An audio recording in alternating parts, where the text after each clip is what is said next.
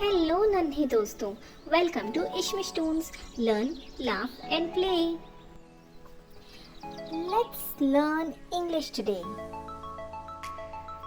The concepts of this, that, these and those.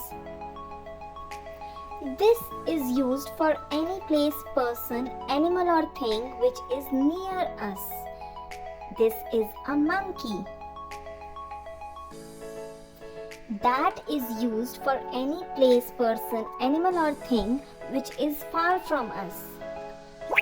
That is sun.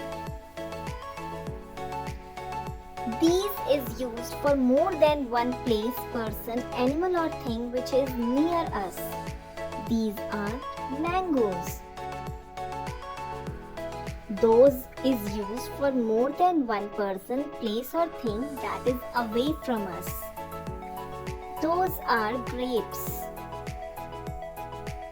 Thanks for watching Ishmish Toons. For more such videos, please like, share and subscribe.